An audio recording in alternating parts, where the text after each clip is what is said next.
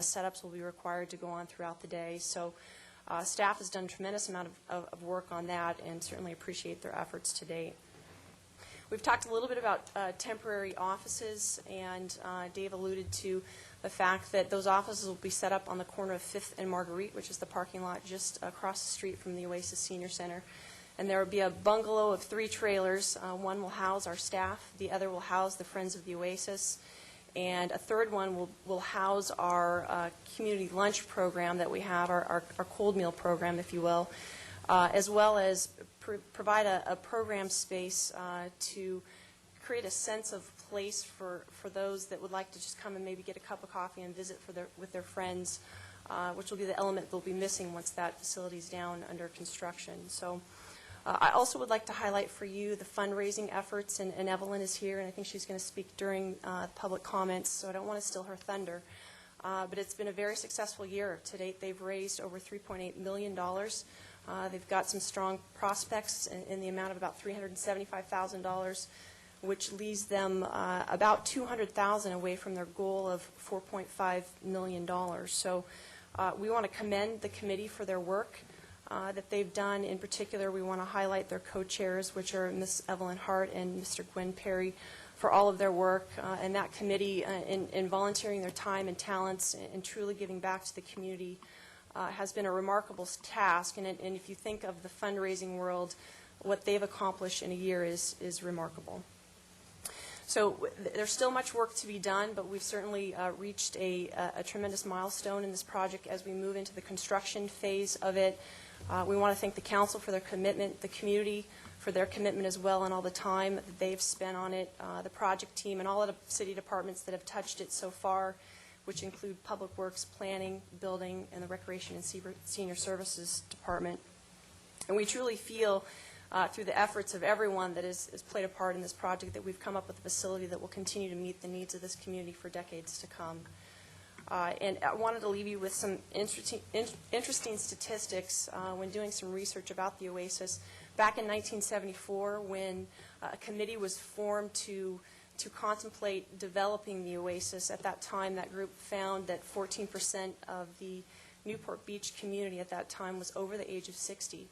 That figure today stands about 25% of our community.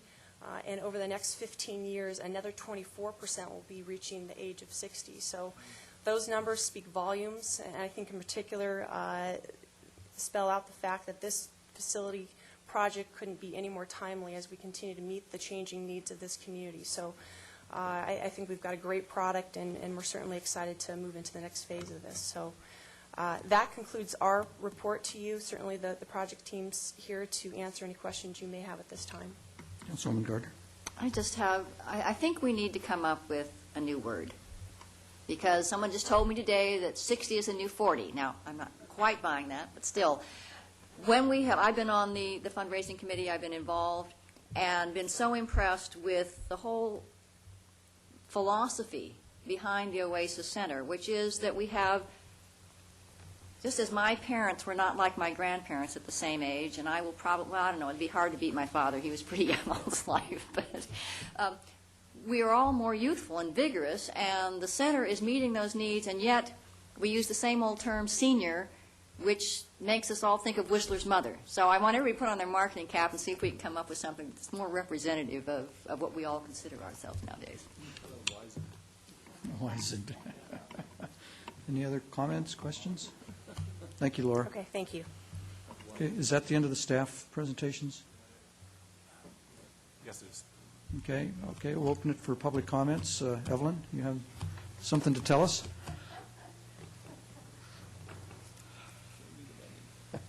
Good evening, ladies and gentlemen, Mayor, City Council members.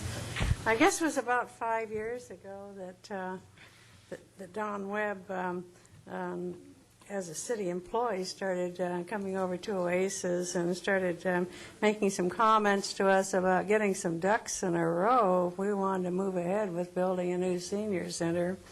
And so actually for the last 5 years, that's been the thing that we have been doing. And it took a little bit of doing and even some council tweaking around to do that. I don't know if Dr. Perry, and he is here, May I speak for you? And may I speak for my seniors here I have a number of them. Thank you so much for being here this evening, because this is so very, very important for us. And so we indeed get our ducks in a row, and we have worked for the last particularly 2 years, and then the last year more into the financial part of that, with a little over a year ago that this city council went ahead and confirmed our committee that we put together, with Dr. Perry being the co-chair on that. We consider ourselves a partnership of the Friends of OASIS, Hoag Hospital, and of course at the top of that list is the city of Newport Beach.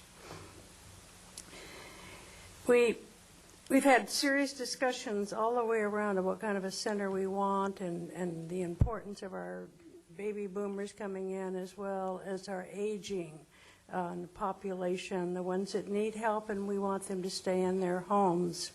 We considered all of that, and as you gave us an excellent staff to work with, I can't tell you how important all of our city staff, and then the contracts that you put together with Bob Coffey and Wes Morgan and of course, just to keep us on track and keep going. Sometimes I think we slip a little bit and like to move a little faster as far as I'm concerned, but that's all right too. The outreach, we want to talk about the money, because the money is really important. When you first gave us the story that we were to raise $10 million from the community, that was pretty awesome, you guys. And I didn't know where the heck that money would be coming from. Not that it is not in Newport Beach, because it definitely is. But we worked hard with our committee. We worked hard with a lot of different ways of coming up with money, whether it was small amounts or large amounts. And a big help, of course, was the Irvine Company with the negotiations that you put together on that. Another thing that was very important to us were the 3 council members that served on our committee and that attended all of our meetings, and that was really helpful and appreciated.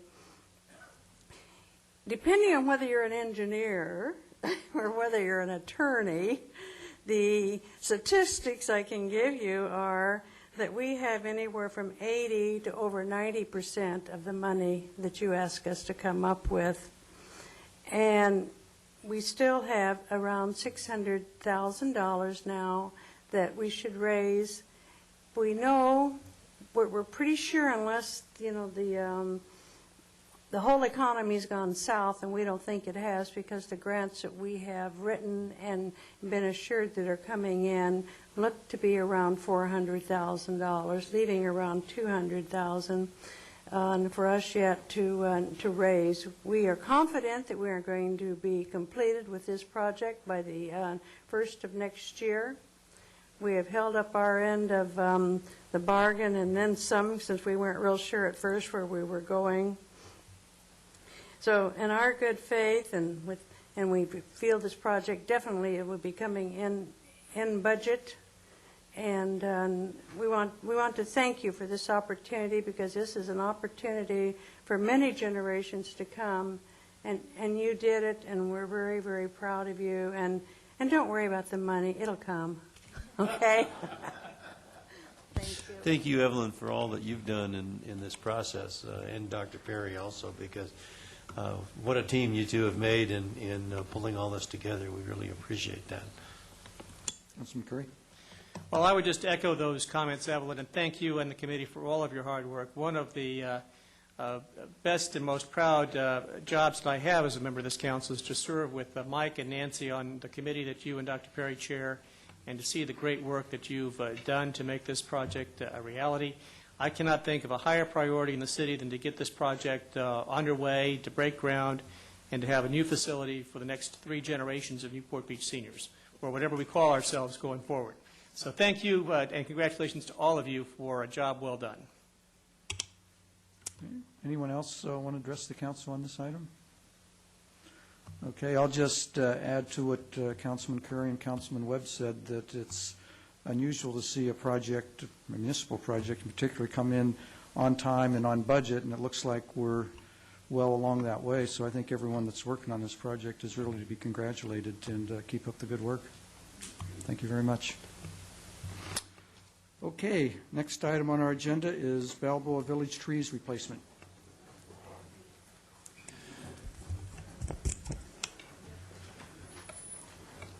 Thank you, Mayor, council members. I know saw we're you running. looking at your watch. Huh? I saw you looking at your watch. Well, no, I'm going to time myself. I'll see if I can catch up a little time. I know we're running late. Dan Serino, Parks and Tree Superintendent, is going to get right into a PowerPoint presentation. I'll give you about 30 seconds of background here. Several months ago, representatives from the Balboa Village Business Improvement District contacted staff and Councilmember Henn about a joint project, about joining us in a partnership to fund the replacement of approximately 57 eucalyptus trees that are on Main Street and Balboa Boulevard, and that's Main Street from Oceanfront to Bay Avenue, and on Balboa from Main Street to Adams. And Dan and John Conway have put together a very brief PowerPoint presentation. I think we've got some pictures in there that really show some of the problems we're facing with the existing trees out there. Dan's going to talk a little bit about the commission activity, but I will say Park Beaches Recreation Commission did support this project unanimously. And just as important, and then we'll jump right into this, but real important is that the commission redesignated the street tree from the eucalyptus that are out there and are not doing well at all to the palm tree. So as these trees fail, we will be replacing them with that tree as we move along. So I'm going to ask Dan, a lot of information, PowerPoint short, and then Dan and I and John Conway's here. We can answer any questions that the council members have. Mark, just one more thing, and that is, it's too bad that Mike isn't here. Mike wanted us to run this presentation by the city council. He totally supports it, and was the instigator of it. Yeah, Mike's worked with us very closely with members of the Business Improvement District, and I think it's a very exciting project. You're going to see from some of the pictures, we did not pick the worst of the trees out there. These trees, there were high hopes in 2003. We certainly don't have high hopes anymore, as you'll see from the picture. So we'll do that. Dan will do that, and then we'll answer any questions you have. Thanks. Thank you, Mark. With me tonight is John Conway, our urban forester. Can I get the lights dim maybe in the front there? Excuse me. Thank you. Again, Dan Serino, Parks and Tree Superintendent, here to present you the Balboa Village beautification project. Oh, excuse me, I'm getting... brief history. December 99, concept was brought forward and approved by the council to revitalize the Balboa Village, which included lots of amenities, streetscapes, and landscapes. Late in 2000, city staff held community meetings to acquaint the Balboa residents, and particularly the business owners, the Balboa Peninsula Point Association, the Central Newport Beach Community Association, and the BID, the Balboa Village Business Improvement District. Of alternative tree species for Main Street, over 75 species were displayed and discussed, as well as the removal and replacements. In July 01, the Parks, Beaches, and Recreation Commission approved the change of the designated street tree to coral gum on Main Street and to the willow leaf peppermint on Balboa. May of 2002, the PBNR approves the ficus tree removals and replacement trees on Main Street. Also in May, City Council approved the tree removals and replacements as well. June 03, the tree planting began in the Balboa Village. September 03 to the present, staff maintains a vigorous maintenance schedule on all the trees, including fertilization, pest control, irrigation, tree staking, and replacements. In September 08, just recently, the Parks, Beaches, and Recreation Commission unanimously approved the redesignation of those eucalyptus species to the Guadalupe palm. This overhead GPS map does show the 57 sites that this would include. This detail is an inventory detail that's within we have an arbor access that's provided to us by our tree services provider, West Coast Arborists. Each tree in the city has an individual tree inventory that shows when we prune it, when we plant it, when we do anything to that tree. We condensed it just to show you this one tree has been replaced 5 times in the last 4 years, this one site. Several other sites have been replaced many times. I'd like John maybe to point out a few problems that we are having out there. Council, if you notice, it's hard to see from this, a little bit more clear on the hard copy, but this particular species, this particular type of tree, you note right here, it's already showing, and up here on the top, and even on the bottom down here, right there, look at that leaf. It's showing indication of salt burn, which is from the seacoast environment, the vicinity of it close to the ocean, as well as the soil, high salinity within the soil. Thank you, John. The willow leaf peppermint, which was the tree that was decided for Balboa, this is a healthy willow leaf peppermint, probably 25 to 35 years old, and John's going to add a few little things on it. I just wanted to point out up here where this particular type of tree it grows very quickly, and at maturity it reaches 50 feet and has a canopy width of 35 feet. Unfortunately, the slides that we're going to see following this will indicate that's not occurring out on the street, as well as this tree does well inland, so it requires more heat. It's just doing poorly, which the other slides will indicate, in the current coastal zone environment. Here's some pictures of existing trees on Balboa Boulevard. One on the right there obviously is dead. Other one on the left hasn't grown real proper and straight. I'll go through these. Here's another one. John, talk about the mega stake, if you would. If you notice, these trees are leaning, and what we attempted to do, this is called a mega stake. It's the largest type of stake that you can obtain on the market, and we tried to upright the tree. We were unsuccessful in doing that. As well as you notice the canopy, and on this one as well, the growth there should be at least twice that height, if not a minimum of a third. And the growth is very chlorotic. If you in the previous slide, it noted that this growth should be very dense and dark green, and is chlorotic, meaning yellow in appearance, and that's due to the environmental conditions, coastal zone, and it's just doing poorly on this site. Is that because salt in the air or salt in the groundwater? I would say salt in the groundwater, predominantly. Some more photos there of Balboa Boulevard. This Guadalupe palm, the Berhia edulis, was we looked at several trees with representatives from the BID and the Balboa Peninsula Point Association. This particular tree, in fact, is on Lido Isle, on Via Genoa, and I'll let John describe it a little bit. This particular tree has an appearance of the Mexican fan palm, but it doesn't grow quite nearly as high. It's slow growing to a growth of 30 feet high. It also does very well near the seacoast and low desert exposure, meaning that it does well in high salinity soil. How long has that tree been in place? Oh gosh, that tree was there. In fact, that very slide is on Via Lido and Via Genoa. That was there 15 years.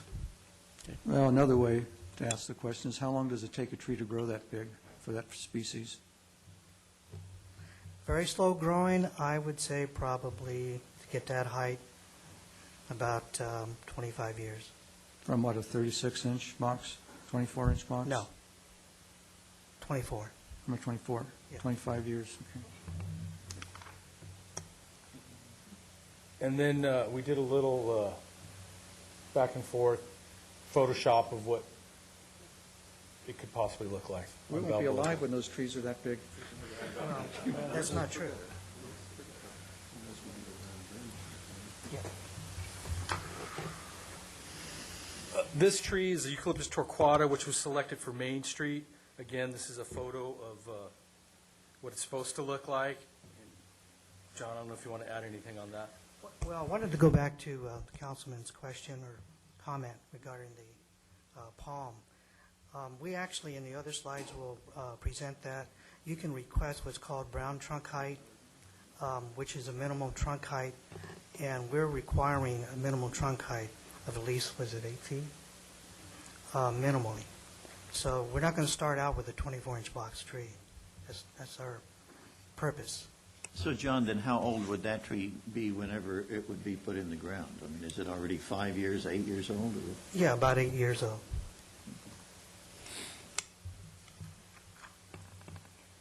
Here's some of the existing trees, the Eucalyptus torquata on Main Street, again showing the chlorotic leaves. Some of these trees we've transplanted or removed and replaced several times. We're monitoring the water. We've tested the soil.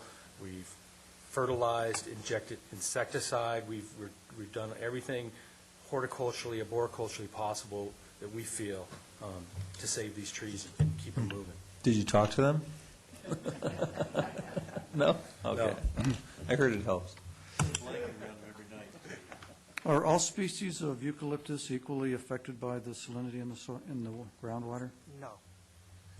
No, these two particular species, unfortunately, are more inland oriented rather than coastal oriented, but no. We seem to have a history of picking trees that don't do well where we place them. I mean, the Hong Kong, whatever they are, is in Prone Del Mar. Some of them have done all right, but a lot of them haven't. They've had to be replaced, and they have to have stuff stuck in them, shot in the ground and everything. Do we consider all these things? I mean, how do we get to having, in just a few years, to replace a tree that we just picked? Maybe I can jump in on that, Councilmember Gardner. You're right. It failed. The plan failed. The plan in 2003, when they showed the eucalyptus trees that would cover the community, and Dan and John and I looked at the minutes from the meetings, it showed those eucalyptus trees, as Dan's slide indicated, 25 feet tall, big, nice canopy. And when they put that into the slides, it showed the cover for the businesses, for the streets, and everybody thought it was a great thing. It did not work. We're here 5 years, better than 5 years later, and these trees will not work. I don't. You're correct. It failed. I guess it was a good effort, but the wrong trees were selected for this area. Well, that makes me a little nervous because because we're showing these fabulous palms, just as we showed these fabulous eucalyptus trees. One, I do have a prejudice against palm trees. They don't provide as much canopy, and they certainly don't provide habitat except for rats, and we don't need to provide habitat for rats as far as I'm concerned. But are we confident this time that these are going to do a lot better than what we put in there? I mean, I know there were problems with the ficus trees, but I think there's still some people that resent the fact that we lost all that canopy there. Are we going to have something that's really going to provide it, or are we going to be looking at these 15 years down the road and they're still 8 feet high? Well, I certainly hope that's not the case. I mean, we have 2 certified arborists here. We've looked at several different species we feel, with the years of experience we have, that will work great in here. I mean, other than that, I don't know what to tell you to make you feel more confident.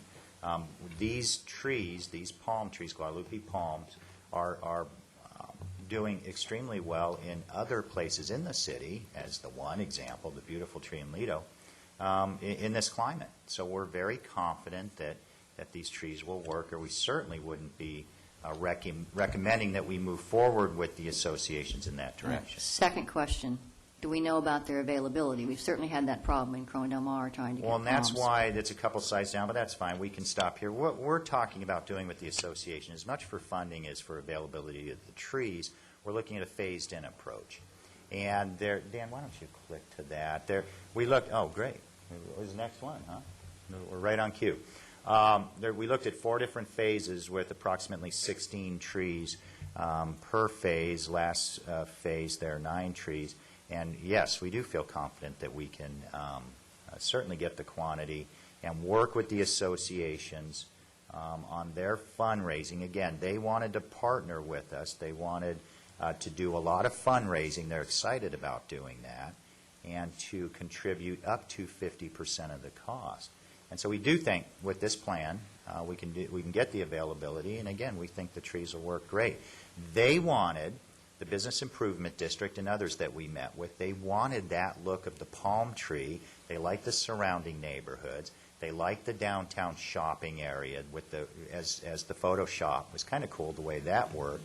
It shows with the mature palm trees, the covered sidewalks, the lights from the stores would still show, the signs of the stores without that drooping canopy would still show. So again, this was meetings for, I would say, several hours in working with the representatives, and we think there's a pretty good plan. If I could just say one more thing to address your first question. Staff has certainly made some mistakes throughout the community as far as the number, or where we have put trees and the kind of trees. But I think one of our issues also, and it may be in this particular location, was that a committee, came up with the hardscape and what the trees should be, and there was a lot more emphasis on the looks rather than the practicality. Oh, I agree, and I think that happened in Corona Del Mar, that there was a committee selected those Hong Kong, are they tulips or orchids? Orchids. Orchids. Okay. One concern that I would have, but I agree, I thought the Photoshop thing looked great, and when they're all like that, it's going to be pretty and there will be some shade. But it's going to take them, as you say, quite a while to get there, and are we going to have problems, are the merchants going to be unhappy when their signs are obscured as that tree grows up or anything? Have they considered the fact that these are slow growing and it will take a while for them to get?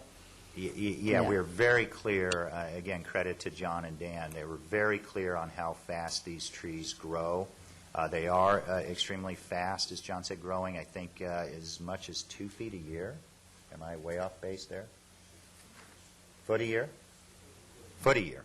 So we explained that to the bid when we met. Now, they are going to work with the other businesses in the group as we move forward. But I want to make something very clear. I think there was a question when we said 24-inch box. That's not accurate. The trunk, the brown trunk of the tree will be 8 feet or greater when they're put in. So they will already be, not the Photoshop, but Right, they no, will be well on their way. Do you remember, anybody, how big the trees were that were put, the palms in Corona Del Mar? They varied. Oh, did they? They weren't consistent. Okay. You mean on the street trees? Huh? The street trees, not the ones in the median. Yeah, the ones along this. Yeah, they were inconsistent when we put them in. Well, I'm not prejudiced against palm trees. I like all trees equally, but I was curious why you picked palm trees and not another deciduous tree to replace or an evergreen, I should say, to replace what was there in the previous concept. And you kind of answered it by describing the process you went through with the merchants there. And it was their choice. It was right. their. No, I understand that. I understand their reasons. It's the same reasons that Corona Del Mar did it. They want their signs to show, and they don't want the tree canopies hiding the signs and buildings and other identifying features. And they picked a couple of species that we said no. I mean, this was certainly not their first choice. They picked one that we told them flat out, it's not going to do well. It will not work in that area. So I don't think we were shy. In fact, this is one of the more expensive ones. Well, that's kind of my question on this, is that I guess I have two questions on it. One is, I'm getting mixed signals on how fast these trees grow. Are they fast or are they slow? Foot a year. About a foot a year. Like a queen palm is a fairly fast-growing palm tree. A king palm like they're using Corona Del Mar is very slow growing. How do these rate in there? Are they in between? I think John can probably answer that better than I can. A queen palm is a very fast grower. It grows about 4 foot a year. King palm is moderate, and Guadalupe is slow. So it's slower even than the king palm? Yes. Okay, and what are the costs of these trees by trunk foot or however you're buying them? What are the costs of those trees compared to a king or a queen palm? You have to forward it.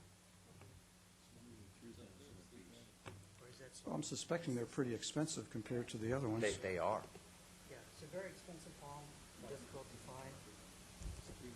find. Oh, I'm sorry. It's a very difficult palm to find. We have found a quantity of them, but it's also a very desirable palm because of its characteristic.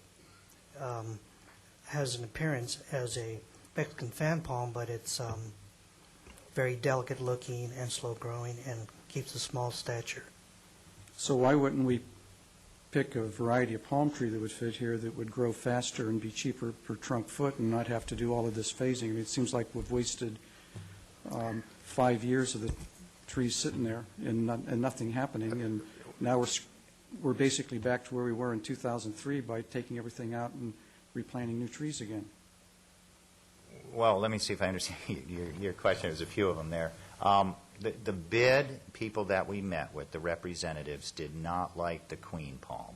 They didn't want any part of that. So when we went through the list of trees, and we did show them things other than the palm tree, but that was not what they wanted for the look of that area, for that community. They wanted the palm tree.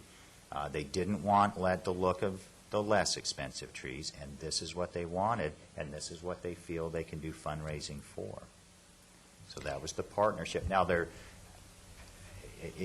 that's what they're excited about. That's the look they want. Could something else work that's less expensive? Sure. Sure. And faster growing. Yeah, I don't think the growth, honestly, I think if we start with that 8-foot trunk height, which puts the canopy up at, 12 foot, I don't know that's going to be as big a problem maybe as we think.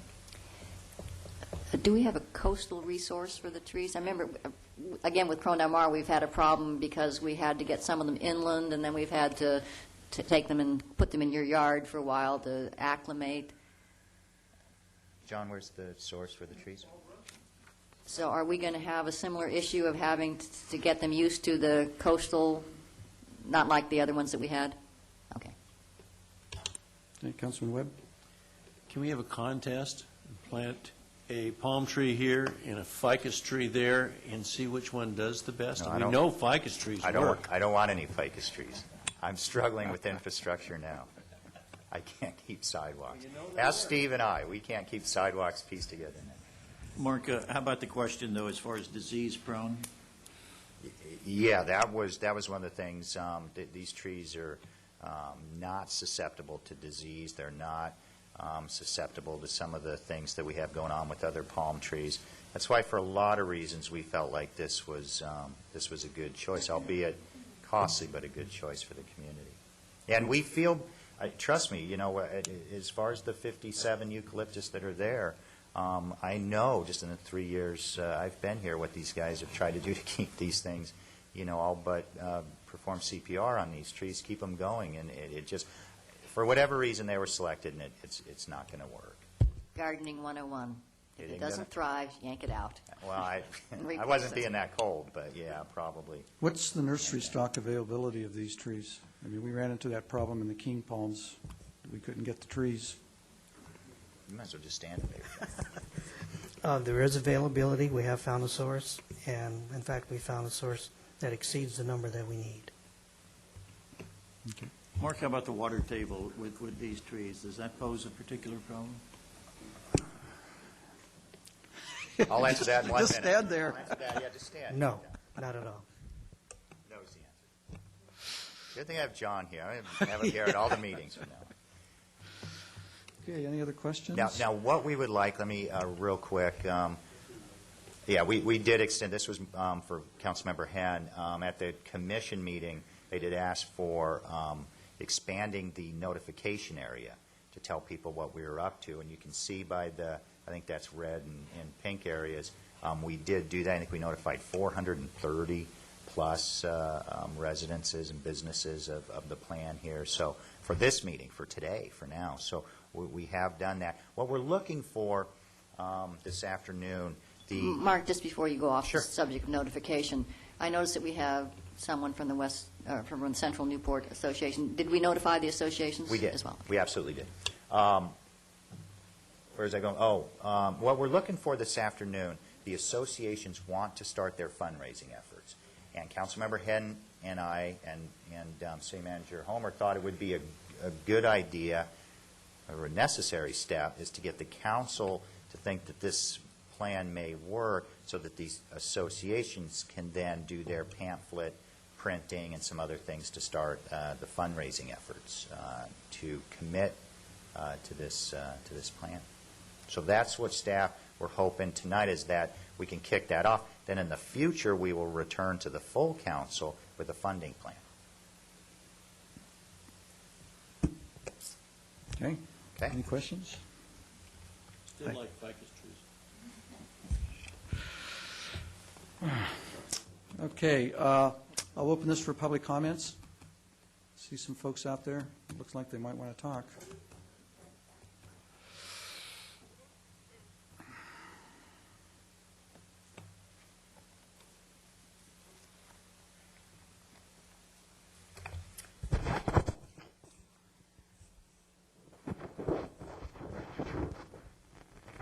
My name is Elaine Linhoff, and I live on the Balboa Peninsula Point. I am prejudiced against palm trees in Balboa. I think we have enough palm trees in Balboa. I mean, the palm trees in the parking lot look great. If you're looking over from Corona del Mar and you see the tops of the palm trees, that's very nice. But you look, as I do when I ride my bicycle there, and it looks like a bunch of telephone poles out there unless you look up. I think the queen palms on Balboa Boulevard, I was not in favor of them in the first place, and my opinion hasn't changed as they've grown up. At least they're hiding some of the buildings that aren't too attractive, but they look out of place. This is my personal opinion. I am not speaking, I'm no longer on the Peninsula Point Association Board and have not been for many years, so this is just my personal thoughts.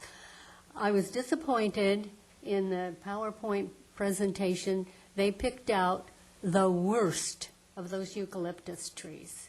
There are a few of them that don't look too bad. They look almost as good as the ones on Balboa Island. And I don't hear people on Balboa Island wanting to take all the eucalyptus trees off Marine Avenue. I mean, I've seen pictures, photographs, paintings, etc., that make Marine Avenue look very nice. And I know that Virginia Herberts, when she was alive, she was, for those of you who don't remember, she was a member of the Parks, Beach, and Recreation Commission for many years and was most interested in trees. She was very disappointed that those trees, when they were put in, were not properly taken care of. She found trees that the irrigation system was broken and that hadn't been watered. No wonder they didn't thrive. As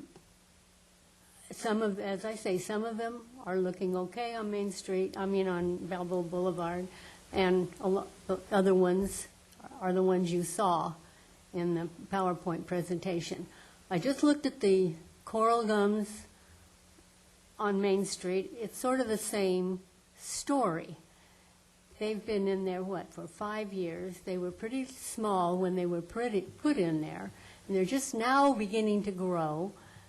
Maybe if they had a chance, they might grow up to do what they were supposed to do in the first place. And the third reason I'm against it is because I think it's just too expensive. I mean, the city has spent millions trying to make Balboa Village an attractive place, and to me, since they took out the ficus trees, and I understand why they had to go, but it just has not looked good, and I think putting somebody, to me, does not have the right idea. They keep trying to put, what's the phrase, silk stocking on a pig or something like that. That trying to make a modern shopping center type landscaping in Old Town Balboa with old buildings that are still preserved, and which I personally like. I like that. I mean, the pavilion is certainly not a modern stucco thing that lends itself to shiny black pots and palm trees. Neither is the building on the corner of Balboa and Main Street, where the... Elaine, your dress time's shop. expired. Okay, Thanks. thank you.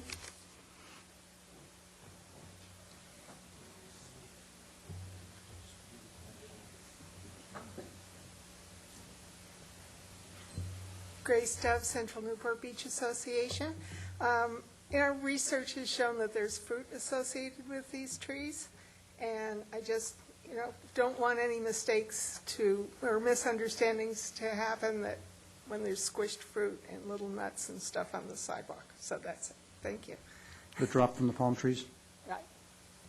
You can actually make jelly out of it. Source of income for Balboa. Would this be the same kind of thing that the fellow, our kelp man, is harvesting up in Costa Mesa for diesel, biodiesel? No, it's Oh. not. No, but I was just talking to John. These trees do produce fruit, but if they're trimmed annually, that won't happen. Very minimal. So no, we won't have fruit on the sidewalks.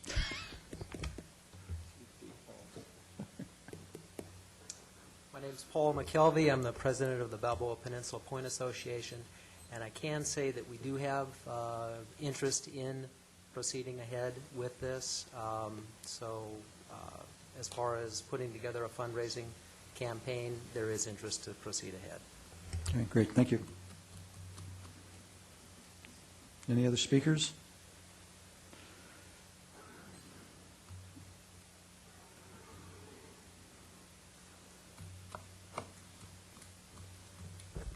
Good afternoon, evening. W.R. Dildine. There was no staff report or anything available to us prior to this meeting. I'm wondering if you members have received a copy of the PB&R Commission agenda item package and a copy of the minutes of that meeting. We saw what you saw this afternoon. It's a study session. You saw it was up on the screen. There's a lot more to it. I think you should read it. Thank you. Okay, thank you. Okay, any other public comments on this one?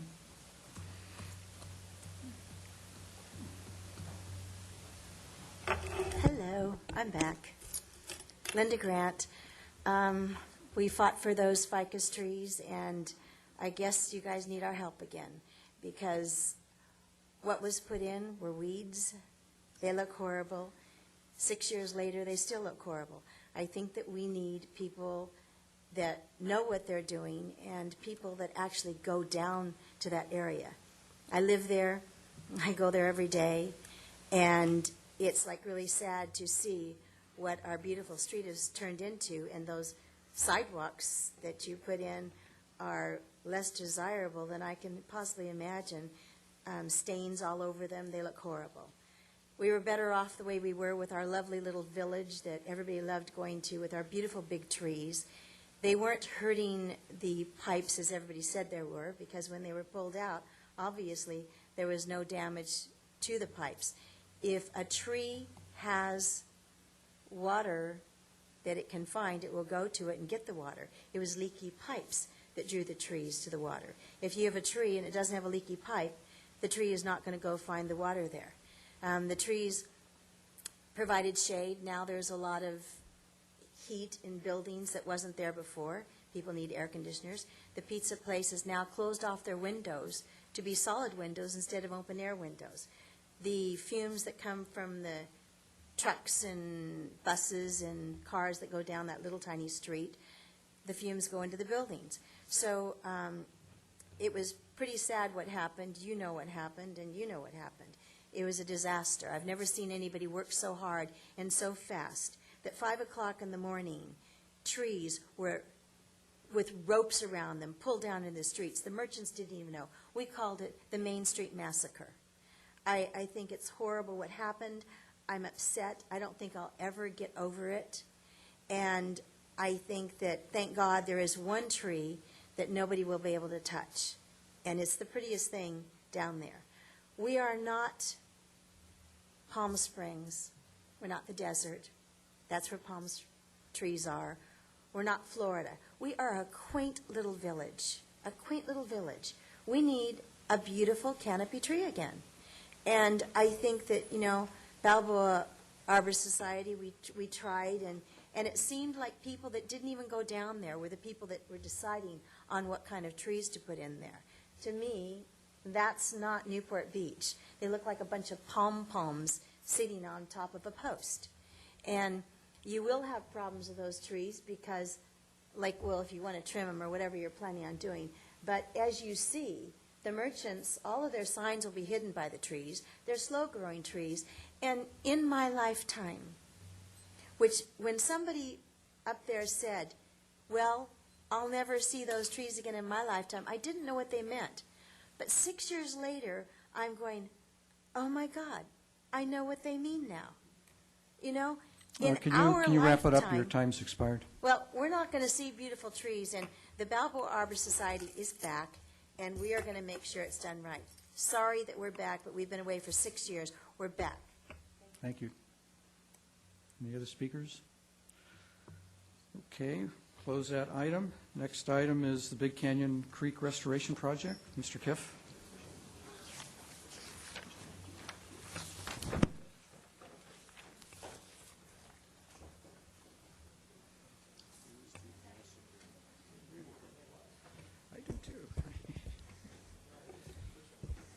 Thank you, Mr. Mayor and council members. I wanted to bring this item before you to give you an update and to point out an issue that we're having with the Big Canyon Creek Restoration Project for your benefit and the folks at home. This is a project that would restore the roughly 54 acres of land bayward of Jamboree, there between Park Newport and East Bluff. And that's today a city park. It's called Big Canyon Nature Park. And this restoration project has been in the works about 5 years, believe it or not. I can believe it because of all the permitting. We've gotten great support to pay for the planning for this from groups like the State Coastal Conservancy and the Regional Board. And we're close to finishing up the design and submitting the design for permitting and then ready to go to construction. And so I wanted to tell you about a problem that's come up. On the board here, it's a little hard to see. We can work it through maybe. This is the proposed plan. So you can see where this is the existing, this is Upper Newport Bay. Thank you, Steve. This is Jamboree Road. Today, this is Back Bay Drive. The plan has envisioned moving Back Bay Drive back and expanding the tidal wetlands here so to increase the mudflat habitat there, which is one of the most valuable habitats in the bay. It proposes a small interpretive area for a lot of the school groups that go there today. And then it proposes a series of 2 freshwater wetlands draining the stormwater flows and the non-stormwater flows, the urban runoff that comes off of the watershed area here to our right. And that would be the Big Canyon Country Club area and up into Spyglass and where our reservoir is, the Big Canyon Reservoir. Today there is a marsh right about here. It's a freshwater marsh, and that's what I'm going to focus on now. And you can see that this plan removes it. But what our testing has discovered is a high level of selenium in this freshwater marsh, especially in the sediment. Selenium is a naturally occurring element. It's necessary for our survival, but in too high a level, it's toxic. So selenium caused a lot of problems up in the San Joaquin Valley in the 1980s with the Kesterson National Wildlife Refuge, where the selenium from agricultural runoff was so high that it was actually killing birds. The birds were eating the insects that were in the wetlands and then accruing the selenium in their bodies and then laying deformed eggs as well as dying themselves. So what we've found, our testing has shown, is that the selenium in this freshwater marsh is a concern enough to warrant bringing it to your attention and to speak about some remediation efforts that we might do. starting with, one of the remediations is to go ahead and study this issue more. And the regional board, the Regional Water Board, is instructing us to do that. And basically, they're saying we need to do a detailed sampling and analysis plan of the existing marsh again, and then go all the way upstream to try to determine where the source of the selenium is. It's likely it's coming from the slopes. Selenium is naturally occurring in those slopes. It's just part of the geologic formation there. And then if indeed we continue to see... Which slopes are you talking about? The ones within the project site itself or upstream? Definitely within the project area itself, and then possibly upstream. We haven't looked upstream yet. And then Dave, didn't you indicate, though, that you had done some measurements right at the outflow underneath Jamboree Road, that there was a lot there? We have. We've done measurements within the water column here and found high selenium in the water. So we know it is coming from somewhere, but I can't pinpoint exactly where it is. So the remediation effort would, A, do that testing, and then B, propose alternatives and options to this current plan that would help mitigate the problem. And know that the problem is where you have a freshwater pond. It's the fact that the selenium accrues in the pond, accrues in the sediment, and then the pond acts as a sink, and the selenium builds up. So if we can avoid the water flowing into the pond, and the contaminated water, arguably contaminated, and then staying in the pond and then converting to a type of selenium called selenate, which is more available to the birds, then we can solve the problem. So there's a couple of ways to do that. One is to get a different water source to the ponds. For instance, potable water, which should obviously be fairly expensive. Do we have access there to recycled water? Recycled water is not far away. It's in Big Canyon Creek. And the issue is, well, I would argue that today we have lots of recycled water going down from the golf course, but right, it's a but little I mean, we're different. talking between potable water. That Correct. seems like a horrible waste of Right. water at this point. Right. If we have access to recycled water, and I don't mean coming down the drain, but Correct. we could pipe it in perhaps if we had to. Tertiary treated, right. We'd have to just check that it had a low enough level of selenium that it could be used to support the There is wetlands. a reclaimed water line in Jamboree Road and a Yeah. pump station for Big Canyon right on the other side of the road. Right, so it's close. Yeah. I would, okay, well, I So- guess this is quite creating a wetlands with man-manufactured water is just, that doesn't sound very good to me either, but I know. Understood. Dave, let me try and understand something here, though. It sounds like because of the holding ponds, that creates the problem.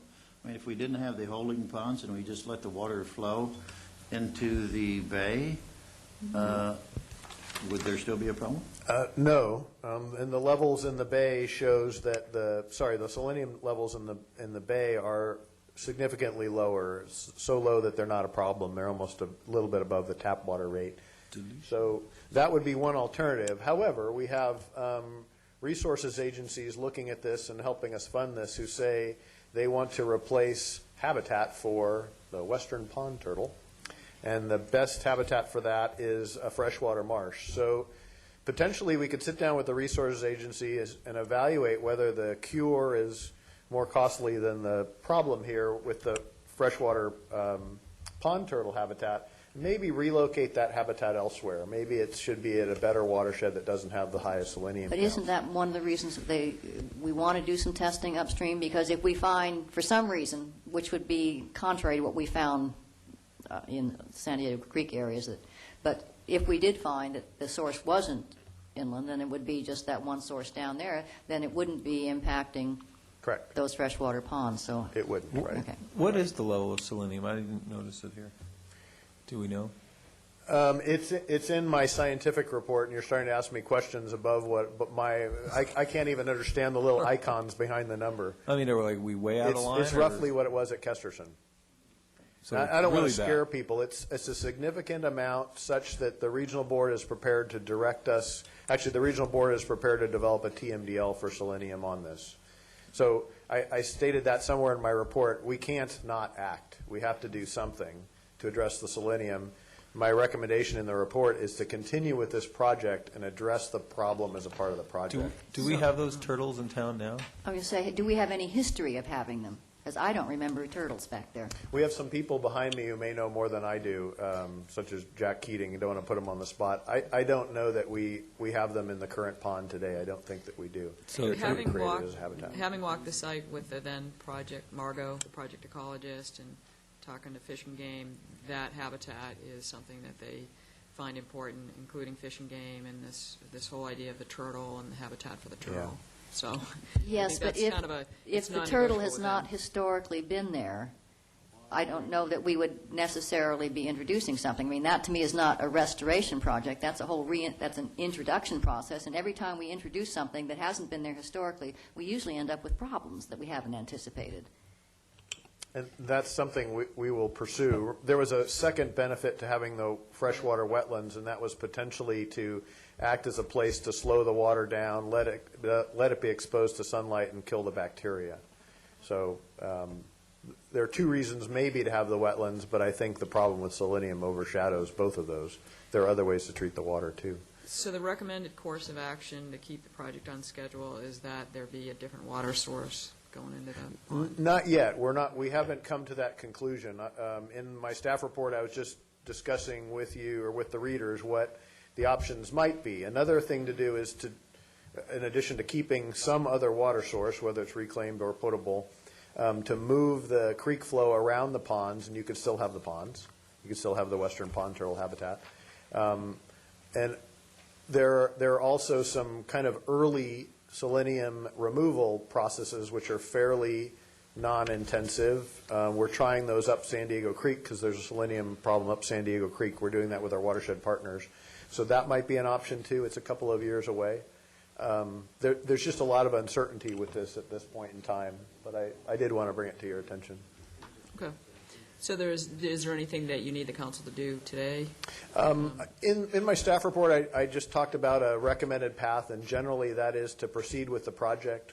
And in part, I didn't mention, because we have a majority, if not all, of the funding for this project from very generous sources locally, other than the city. So, and it's a great project we'd like to accomplish. So, in other words, if you had any concerns about our recommended path, which is going forward, addressing this in the context of going forward, with the understanding we have to do a quick amendment to our mitigated negative declaration and recirculate that because of this problem. That's the recommended course. Okay, so path one then. Right. In your report. Okay. I have a question. Sure. So let's say we don't have the pond, and so either let the water run through, I mean, is that going to be satisfactory, or the water has to be treated in one manner or another? No, the problem is it's... Is the problem the pond, the fact that we're going to have a pond? The problem is there's a stopping point for the selenium to transfer into selenite. So it's not a matter of where we have to maybe divert it into the sewer or something? Correct, although that conceivably would be one option, although a fairly expensive option. Well, that only works if we're going to find another water source Right. for the pond. Right. If we don't have the pond, then we just run the stuff right through. And Right. The other interesting issue, sorry, Homer, do you have a question?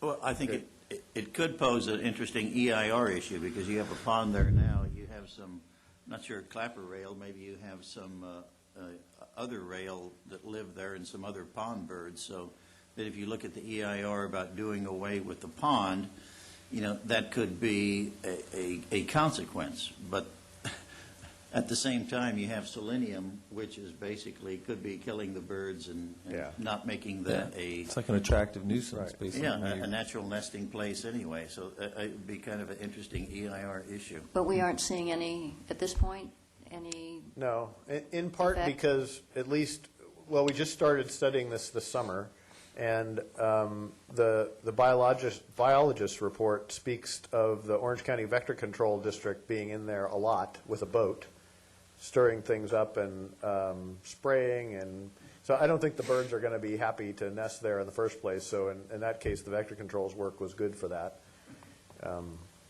I did want to mention before I close, there's an impact potentially to the Big Canyon Country Club in that they have about 5 good-sized ponds upstream.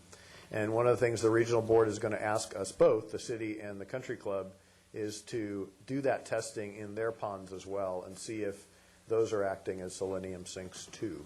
So I spoke with Dave Voorhees with Big Canyon, and he's aware of this. He may be here today, but I gave him the heads up on this discussion.